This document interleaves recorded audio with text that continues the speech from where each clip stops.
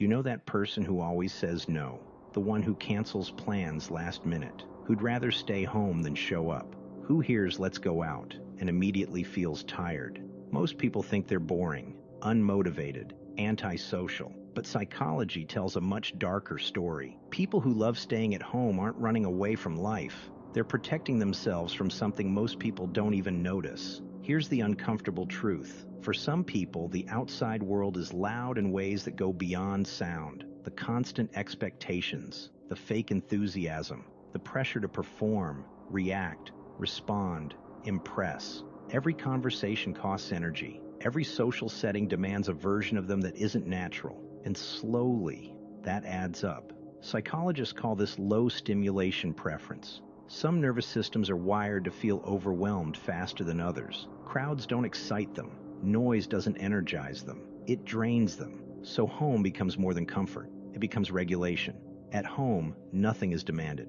No small talk. No sudden changes. No judgment in the air. Control returns. And for people who feel deeply, think deeply, and notice everything, control isn't optional. It's survival. But here's where it gets darker. Some people don't stay home because they love solitude. They stay home because the world trained them not to trust it.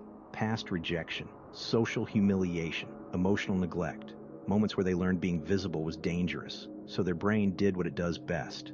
It adapted. If I stay home, nothing bad happens. If I stay home, I'm safe. If I stay home, I don't have to explain myself. Home becomes a shield, and over time, a cage. What looks like peace on the outside can sometimes be quiet fear on the inside, but not always, because research also shows something most people never talk about. People who genuinely enjoy being alone often have richer inner worlds. They reflect more, create more, think more abstractly. Their mind doesn't need constant stimulation because it's already busy. That's why their happiest moments look small to others. A late-night thought spiral, a comfort show they've seen 10 times, a routine so familiar it feels grounding. They don't chase excitement, they chase meaning, and society hates that. We live in a culture that glorifies being busy, visible, and loud. If you're not out there, you must be missing out. If you're not posting, you must be lonely. But what if staying home isn't avoidance? What if it's clarity? The real question isn't,